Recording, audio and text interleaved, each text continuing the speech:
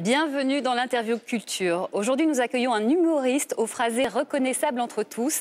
Ses boucs émissaires préférés sont les femmes et c'est très drôle. Mais là, il a promis de changer. On va voir ça. Bienvenue, Olivier de Benoît. Merci de cette invitation.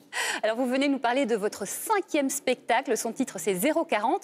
De quoi s'agit-il? En fait, pendant 2 spectacles ou plusieurs spectacles, je me suis concentré sur où je défendais les femmes. Ça m'a pris un temps fou. Défendait.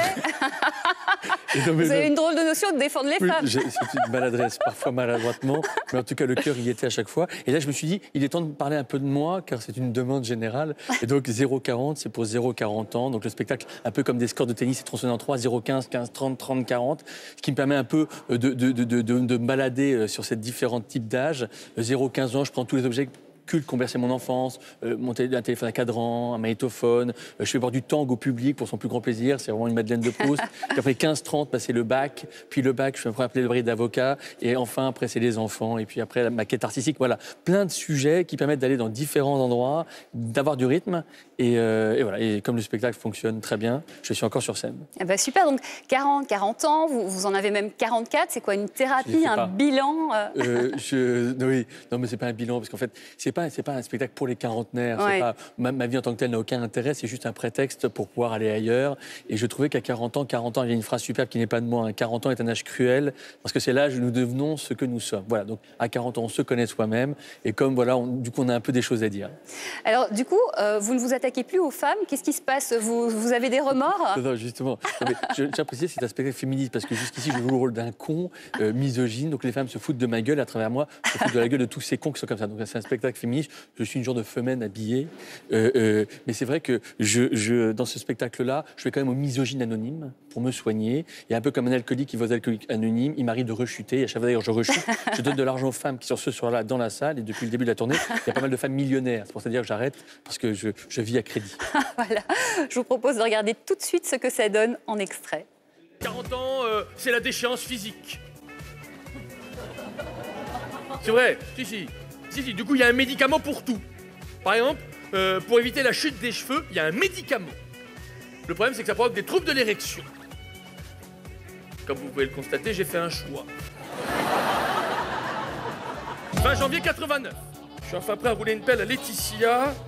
Je me suis entraîné toute la semaine avec Cindy.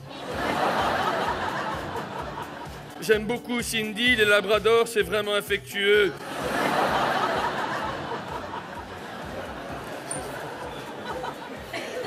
3 février 89, je me suis fait engueuler parce que pendant le dîner, j'ai dit « À la maison, c'est maman qui porte la culotte, la secrétaire de papa n'en met jamais. » Voilà.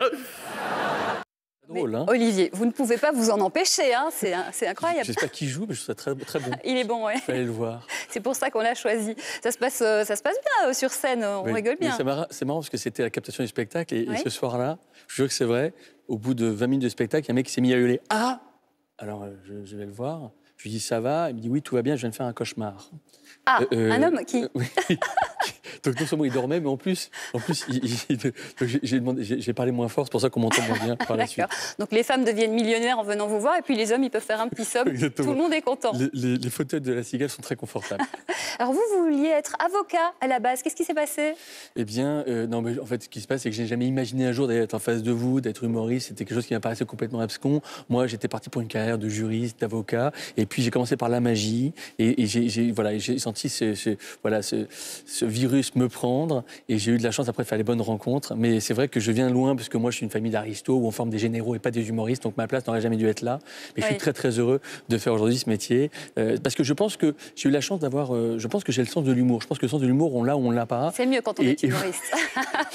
Non mais c'est vrai, mais en tout cas, je me rends compte que j'étais dans une famille nombreuse où je faisais marrer mes frères depuis tout jeune. Donc je pense que comme l'humour, ça s'apprend pas, je suis ravi de faire un métier qui correspond à une des qualités que j'avais quand j'étais enfant. Ben voilà, c'était en vous et ça l'est toujours, heureusement. Je vous propose d'aller voir Olivier de Benoît à la Cigale, des dates exceptionnelles, 29, 30 et 31 décembre, et puis une tournée en France aussi. Alors oui, que je termine d'ailleurs. Il y aura notamment le 10 janvier à Montpellier, le 7 février à Béziers, quelques dates voilà, avant un nouveau départ dans quelques mois. Merci beaucoup Olivier de Benoît, à très bientôt. Ciao. On se retrouve lundi pour une nouvelle interview culture.